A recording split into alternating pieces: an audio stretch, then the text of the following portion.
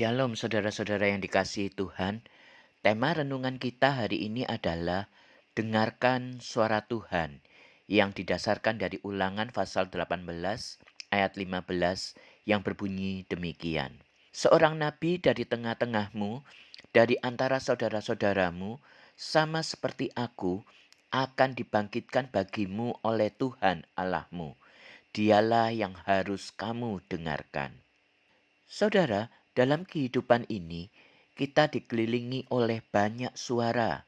Misalnya, suara dari media sosial kita, suara dari teman-teman, influencer, ideologi, dan wawasan dunia ini. Bahkan suara dalam hati kita sendiri yang belum tentu benar. Banyak di antara kita merasa bingung karena tidak tahu suara mana yang harus diikuti. Nah, saudara, di tengah semua itu, Tuhan memberi janji yang luar biasa kepada bangsa Israel dan tentu juga kepada kita saat ini. Tuhan akan mengirim nabinya dan kita diperintahkan untuk mendengarkan dia. Saudara yang dikasihi Tuhan, ayat ini bukan hanya janji bagi masa Israel kuno, tetapi juga penggenapan yang besar dalam diri Yesus Kristus, Sang Firman yang menjadi manusia. Mari kita renungkan lebih dalam bagaimana pentingnya mendengarkan suara Tuhan melalui firman-Nya dan pemimpin yang diutusnya. Saudara, pada waktu itu bangsa Israel baru saja keluar dari Mesir dan dalam perjalanan menuju tanah perjanjian. Mereka pernah mengalami ketakutan luar biasa ketika Tuhan berbicara langsung dari Gunung Sinai dalam kilat dan gemuruh yang luar biasa. Di dalam Keluaran pasal 20 ayat 18 hingga ayat yang ke-21 dan Ulangan 18 ayat 16 kita mendapatkan bahwa bangsa Israel pernah meminta kepada Musa, "Jangan biarkan Tuhan berbicara langsung kepada kami lagi. Kami takut mati." Karena itu saudara, sebagai jawabannya, Tuhan berjanji akan membangkitkan seorang nabi dari antara mereka yang akan menjadi perantara suara Tuhan. Nabi itu tidak akan datang dari luar, tetapi dari antara mereka sendiri. Mereka bisa mengenal dia, mendengar dia, dan memahami dia. Nabi itu harus didengarkan karena dia menyampaikan firman Tuhan sendiri, bukan dari gagasannya sendiri.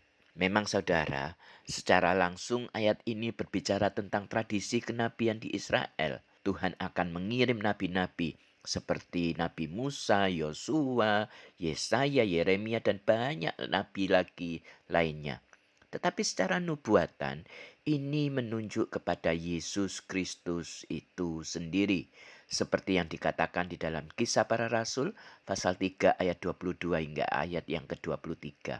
Yesuslah yang dimaksud oleh Musa ketika ia berkata, "Tuhan akan membangkitkan bagimu seorang nabi seperti aku dari antara saudara-saudaramu." Yesus adalah sang nabi sejati. Ia tentu saja lebih besar dari Musa, lebih besar dari nabi-nabi yang lain. Karena Yesus tidak hanya membawa firman, tapi Yesus adalah firman itu sendiri. Sebagaimana yang tertulis di Yohanes pasal 1 ayat 1. Saudara, saat ini kita hidup di dunia yang penuh suara. Kita seringkali tidak tahu suara siapa yang benar. Dunia menyodorkan banyak nabi modern seperti para motivator yang hanya bicara tentang kesuksesan, influencer yang mementingkan kesenangan pribadi, atau ajaran-ajaran sesat yang terdengar benar tapi menyesatkan.